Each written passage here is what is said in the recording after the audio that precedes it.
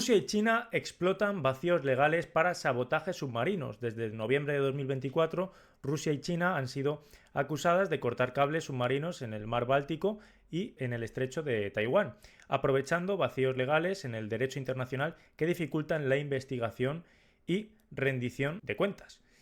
Y yo tengo aquí una pregunta que hacer directamente, la voy a disparar así a quemarropa, que es ¿qué implicaciones tiene este sabotaje de cables submarinos por parte de Rusia y China para la seguridad energética y las comunicaciones globales? ¿Y qué acciones legales y estratégicas podrían tomar las naciones afectadas para poder mitigar de algún modo estos riesgos, Sergio? Bueno, en el contexto actual, las infraestructuras son fundamentales y los cables submarinos, el acceso a Internet, a la información y en otros casos también a nivel de infraestructuras energéticas es fundamental. Eso es poder. El espionaje o la inteligencia, de alguna manera, siempre ha existido, siempre seguirá existiendo, ¿no? Eso yo creo que no es de sorprender. Yo, el matiz que incorporaría aquí, como antes estábamos hablando, y aquí me mencionas Rusia y China, es la diferencia entre estos dos actores, que yo creo que no debiéramos meterlos en el mismo saco. Antes mencionaba cómo Rusia tiene capacidad destructiva, pero no de liderazgo. El contexto chino es totalmente distinto.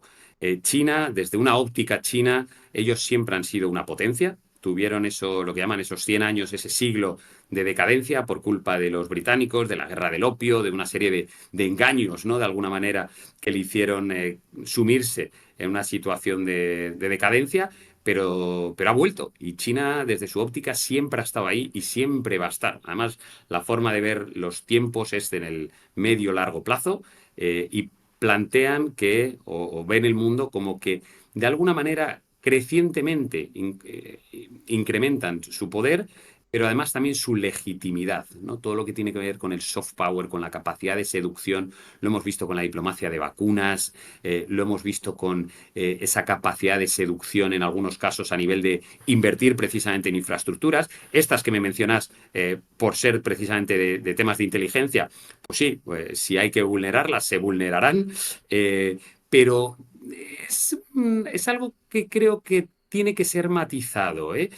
China probablemente actualmente es mucho más pro-establishment que lo que pueda ser, por ejemplo, Estados Unidos. Estados Unidos es mucho más antisistema. El que está rompiendo las reglas del juego, que realmente le favorecieron y le auparon como hegemón, es Estados Unidos. China, de alguna manera, ha cumplido con el contexto, el juego que estaba tal y como estaba marcado. Hay que recordar que China, a finales del siglo pasado, todavía es ese lugar donde se hacen baratijas, cosas, el Made in China era sinónimo de cosa de poca calidad y precio irrisorio, una imitación.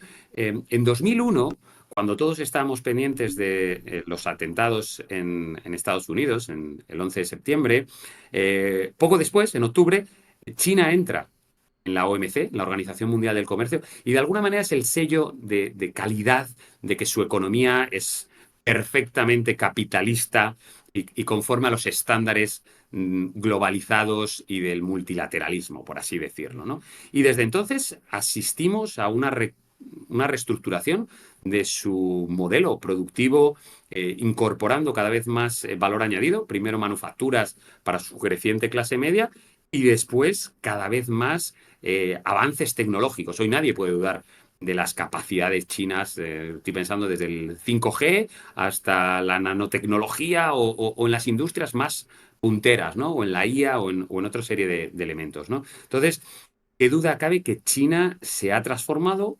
consigue con las reglas del juego que había sentado Estados Unidos, ser el jugador más eficiente o con mayor capacidad de crecimiento. Por tanto, vulneraciones y violaciones de derechos humanos o del derecho internacional, sí, no es parte de los valores o de los no valores, como se quiera ver, de China. Pero cuidado, que a nadie se le escape que China es mucho más establishment ahora y de mantener las reglas del juego que le han aupado a una posición potente. Es Estados Unidos el que intenta, siguiendo con el símil intentar repartir cartas nuevamente. Ahora que no me interesa, rompamos la baraja y demos nuevas cartas con una visión proteccionista, de casi mercantilista, retrotrayéndonos a tiempos pasados. Por tanto, una vez más, en este contexto actual, China yo creo que se define por un perfil bajo frente a las salidas de tono de Trump. No hemos visto una reacción potente por parte de China. Está manteniendo un perfil bajo, casi hasta dialogante. En la conferencia de Múnich de seguridad recientemente, frente a las reivindicaciones, casi insultos, diríamos, del vicepresidente estadounidense, criticando la propia democracia alemana y europea estando en Múnich.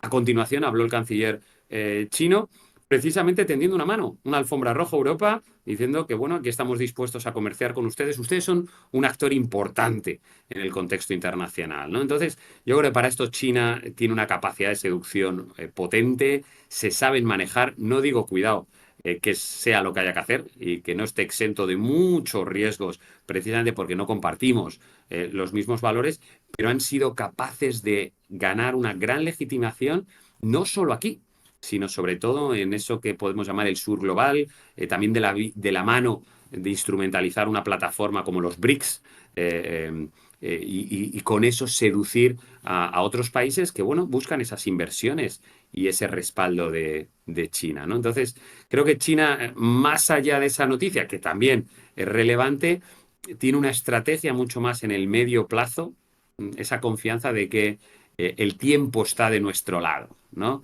Como diría la canción de los Rolling Stones, y de alguna manera todo caerá como fruta madura. Esperemos, no necesitamos escalar más el conflicto de Taiwán, no necesitamos llamar la atención. Paulatinamente va a haber más actores que se acerquen a China, que nuestra diplomacia, nuestra presión coercitiva, no seamos ingenuos, va a hacer, y ya lo está haciendo, que más y más países reconozcan a China y dejen de reconocer a Taiwán, que había algunos casos en su momento en América Latina, por ejemplo, y crecientemente giran y se acercan a China, porque es muy difícil decirle que no a la inversión china. Por tanto, creo que el contexto que tenemos y las políticas de Estados Unidos lo que están haciendo casi es acrecentando, acelerando esta tendencia a una visión de China con mayor poder y de alguna manera muy paciente, muy de perfil bajo y muy de intentar seducir a los descontentos y a los que se vean maltratados por Trump. Muy peligroso.